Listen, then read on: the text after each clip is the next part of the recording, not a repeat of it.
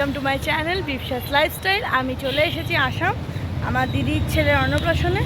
এখন আমি, সোনাই, আরোহী, ঘন্টু আমরা সবাই মিলে বেরিয়েছি। কারণ হচ্ছে আমার জামাইবাবুর জন্মদিন কালকেই, একই দিনে পড়েছে, তো সেই কারণে একটুখানি সারপ্রাইজ কেক কাটিংয়ের ব্যাপার আছে। তো সেটার জন্যে কেক কিনতে আমরা সব বেরিয়ে পড়েছি, বাচ্চা পার্টি।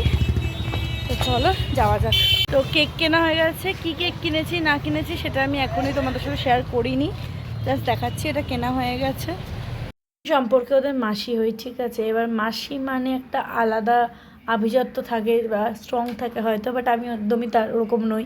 আমি ওদের ফ্রেন্ডসদের মতন মিশি, মানে ওরা পারলে আমার সাথে বন্ধুত্ব, মানে ভাই বোন বলো, বন্ধুত্ব বলো, সব রকমের সম্পর্ক ওদের সাথে আমার আছে। ওদের সাথে আমি গল্প করি, ওদের সাথে আমি দুষ্টুমি করি, ওদের সাথে ওদের বয়সী হয়ে যায়। আমি তখন ভুলেই যাই আমার এজ কীরকম, আমি ওদের সম্পর্কে কী হই, আমি ভুলে গিয়ে ওদের দলের মধ্যে সামিল হয়ে যাই। আর এটাই হয়তো আমাদের সম্পর্কটাকে এতটা স্ট্রং করে রেখেছে। দেন ওখানে একটা নতুন ফুচকার দোকান হয়েছিল আর কোকরাঝাড়ে, তো আমরা ঠিক করি আমি ওদেরকে নিয়ে গিয়ে ফুচকাটা খাবো। এবার ফুচকার দোকানের ডেকোরেশন, লাইটিং দেখে তো সেই লেগেছে।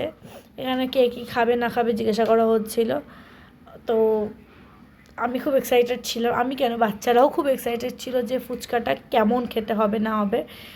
ফিঙ্গার ক্রস করেছিলাম যে আই থিঙ্ক ভালোই খেতে হবে। এবার ফুচকা খাওয়ার পালা এসে গেছে আমাদের।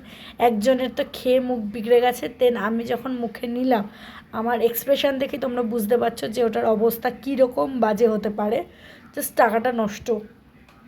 এখন আমি ঘন্টুকে নিয়ে যখন বাড়িতে যাচ্ছি, আরোহীও আমার হাত ধরবে, তো আমি তিনটে বাচ্চাকে নিয়ে আমি আবার ব্যাক করছি অমিতদার বাড়ি। কারণ অমিতদার কালকে বার্থডে ছিল, তো রাত্রি 12টায় একটা সারপ্রাইজ দিতে হবে। সেই কারণে লুকিয়ে লুকিয়ে আমি বাচ্চাদেরকে নিয়ে গেছি। কারণ আমার একার পছন্দের কেক আনলে তো হবে না, তাদেরও পছন্দ, তাদের ওপিনিয়ন আমার চাই। তো তাদেরকে নিয়ে, কারণ তারা বাচ্চা পার্টি, তাদেরও এক্সাইটমেন্ট থাকাটা দরকার ছিল ওই অকেশানে। সো জাস্ট এইটুকুই করা। তো আমি লুকিয়ে লুকিয়ে যাচ্ছিলাম, আগে ঘন্টুকে পাঠিয়ে দিয়েছিলাম দেখার জন্য ওপরে অমিতা আছে কিনা। ও ওপর দিয়ে সিগনাল দিল যে না মিমি নেই, তুমি আসো। দেন আমি ওটাই তোমাদের বলছিলাম যে এইটা আমি এক্সট্রিম রিস্ক নিয়ে নিয়েছি, কারণ অমিতদা প্রেজেন্ট, অমিতদার বাড়ি, আর সেখানে আমি লুকিয়ে সারপ্রাইজ করছি অমিতার জন্য, যেটা ভাবা যায় না, সিরিয়াসলি ভাবা যায় না। আমি গিয়ে যাওয়ার পর দিদিভাই বুঝতে পেরেছে কেকটা হাতে দেখে যে আমি জিজুর জন্য কিছু সারপ্রাইজ করছি। তো উপরে যারা ছিল তখন তাদেরকে আমি বলি যে এরকম আমি একটা সারপ্রাইজ প্ল্যান করেছি, এই করব। তো দিদিভাই বললো ঠিক আছে কর তুই, আমি ম্যানেজ করে নিচ্ছি অমিতদাকে। তো কেকটা এসে ফার্স্টে খাটের তলায় আমাদের লুকাতে হলো, কারণ উপরে রাখলে অমিতদা যদি হুট করে চলে আসে জিনিসটা খুব বাজে হয়ে যাবে, বুঝে যাবে, তাহলে আমার আর সারপ্রাইজটা এত প্ল্যানিং কিছুই টিকবে না, বাচ্চাদের ও মনটা খারাপ হয়ে যাবে। তো তার জন্যই আমি সব কিছু রেডি করছি। তো ভিডিওটা দেখতে হবে কিন্তু তোমাদের। তো এখন বাজে হচ্ছে রাত্রি 11:30 বেজে গেছে। তো কেকটা জাস্ট কাটিং করাবো, তো তার জন্য জাস্ট যেটুকু ডেকোরেশন কিছুই করছি না, বাট কেকটা যেটার উপর রাখবো সেটা আনার জাস্ট একটু টুকটাক করা। আর জামাইবাবু মানে হচ্ছে আমার জ্যাম্বো, তাকে দূর রাখা সেটাই হচ্ছে মেন টাস্ক। 12টার আগে তাকে রুমে আনা পসিবল না, বাট সে এখনই আসবে বলে পাগলামো করছে, জানি না কী করবো।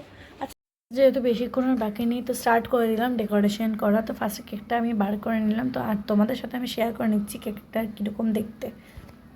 তো করবোই, তার মাঝখানে অনেকটা সময় ছিল, তো সেখানে আমরা একটা গান চালিয়ে একটুখানি নাচানাচি করে নিলাম। নাচানাচি করার পর আর বেশিক্ষণ হাতে টাইম ছিল না, আমরা বেলুন ফোলানো স্টার্ট করলাম। এখানে আমরা হাসাহাসি করছি, আর সোনাই আমাদের ক্যামেরা ধরে নিচ্ছে বেশিরভাগ সময়। এখানে আরোহী বেলুন ভালোই ফোলে, ও প্রচুর ভালো বেলুন ফোলাচ্ছিল। আমার তো হাসতে হাসতেই দিন কেটে যাচ্ছিলো। দিন কয়েকটা বেলুন ফোলালাম, আর যেখানে কেক কাটা হবে সেটা ডেকোরেশন করা হলো। আর ওখানে গান চালানো দেখাচ্ছিল, এখানে গান চালানো হচ্ছে। তো এবার অমিতদাকে আনার পালা।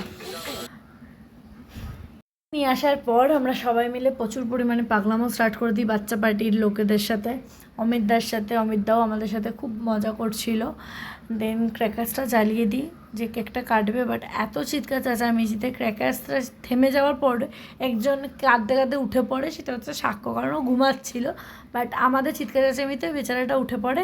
দেন অমিতদা ওকে কোলে নিয়ে কেক কাটিং করে, দেন সবাইকে কেক খাওয়ায়। এইসব মজা, প্রচুর পরিমাণে মজা করেছি আমি। আমার ব্যবস্থা করেছি অমিতদার বার্থডের জন্য, এর থেকে বেশি করতে আমি চেয়েও পারিনি।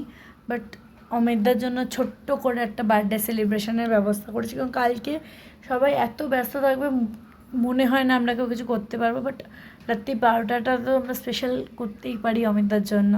তো এখানে আমিও কেক খাওয়ালাম, তার আগে সবাই কেক খাইয়েছে।